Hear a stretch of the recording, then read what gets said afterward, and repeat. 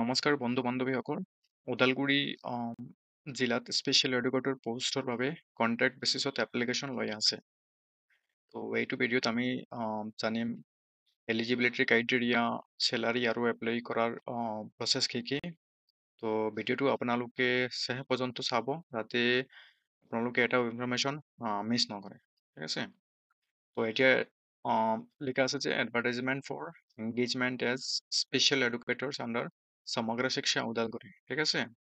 তো এতিয়া যিটো পোষ্ট আছে এইটো স্পেচিয়েল এডুকেটৰ কাৰণে যে পোষ্টটো আছে সেইটো পোষ্টিং আপোনালোকৰ পানীহাৰী এইচ এছ স্কুলত পোষ্টিং হ'ব, ঠিক আছে। আৰু এইটো সমগ্ৰ শিক্ষা ওদালগুৰিৰ আণ্ডাৰত হয়। এইটো যিটো এংগেজমেণ্ট হ'ব আপোনাৰ এইটো পিয়ৰলি কণ্ট্ৰেকচুৱেল বেচিছ হ'ব। জবটোৰ পিৰিয়ড অফ মানে জবটো 8 মান্থ থাকিব, ঠিক আছে। তো এতিয়া কি কি কোৱালিফিকেশ্যন আছে সেইবিলাক চাই ল'ম অলপ। তো এতিয়া যে পজিশ্যন আছে সেইটো হ'ব স্পেচিয়েল এডুকেটৰ, আৰু নাম্বাৰ অফ পজিশ্যন মানে এটাই ভেকেঞ্চি আছে। আৰু যদি কোৱালিফিকেশ্যন চাওঁ কোৱালিফিকেশ্যন আপোনাৰ graduate in any discipline from A recognized university with 1 year diploma in special education in any category of disability, ঠিক আছে। তো যিকোনো ডিচিপ্লিনত আপোনাৰ গ্ৰেজুৱেশ্যন হ'লে হ'ব, লগতে 1 year স্পেচিয়েল এডুকেশ্যনো আপোনাৰ ডিপ্ল'মা হ'ব লাগিব। আৰু সেইখন ডিপ্ল'মা কিন্তু আপোনাৰ RCI ৰেকগনাইজড হ'ব লাগিব। RCI এটা মানে সেই ডিচেবিলিটি চাৰ্ভিচৰ কাৰণে হয়, এইটো RCI ৰেকগনাইজ ডিপ্ল'মাটো হ'ব লাগিব।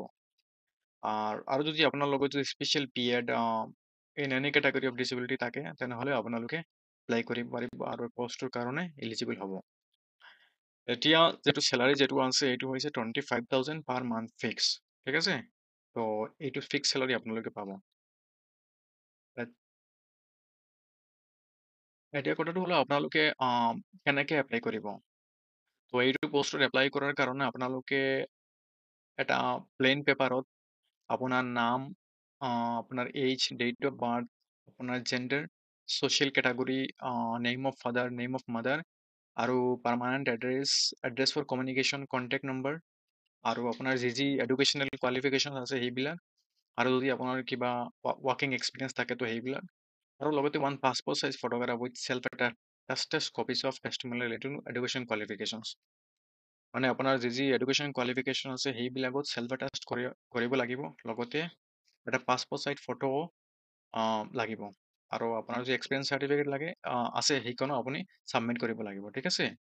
আৰু এইটো আপোনালোকে প্লেইন পেপাৰত ফিল আপ কৰি এইটো আপোনালোকে ডিষ্ট্ৰিক্ট মিছন কোঅৰ্ডিনেটৰ সমগ্ৰ শিক্ষা অফিচত চেণ্ড কৰিব লাগিব। আৰু সেইটো লাষ্ট ডেট হ'ব 30 জুলাই 2025, ঠিক আছে।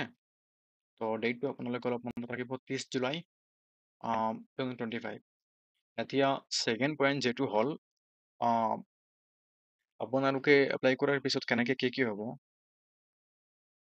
তো ছেকেণ্ড লিষ্টত এইটো কৈছে যে শ্বৰ্ট লিষ্টেড কেণ্ডিডেটৰ নাম আৰু ডকুমেণ্ট ভেৰিফিকেশ্যন কাম ইণ্টাৰভিউ বেনো আপোনাৰ 31 জুলাই তাৰিখৰ মানে অফিচৰ নটিচ বৰ্ডত প্ৰকাশ পাব। আৰু শ্বৰ্ট লিষ্টেড কেণ্ডিডেটগৰাকী original education qualification certificate, experience certificate আৰু বাকী যিবোৰ ডকুমেণ্টছ আছে অৰিজিনেল ডকুমেণ্টছ লৈ কিনি ভেৰিফিকেশ্যনত প্ৰেজেণ্ট হ'ব লাগিব। আপোনালোকে খালি জেৰক্স কপি লৈ গ'লে নহ'ব, লগতে অৰিজিনেল মাৰ্কশ্বিট চাৰ্টিফিকেটো ল'ব লাগিব। আৰু স্ক্ৰুটিনি বা ইণ্টাৰভিউ যিটো ডেট হ'ব সেইটো আপোনাৰ মোবাইল আৰু হোৱাটছএপৰ আপোনাৰ মাধ্যমে জানিয়া দিয়া হ'ব। বেলেগভাৱে কোনোবা এটা কল লেটাৰ ভৰোৱা নহয়। আপোনালোকে ছেপাৰেটলি কোনো এডমিট কাৰ্ড ইছ্যু নহ'ব।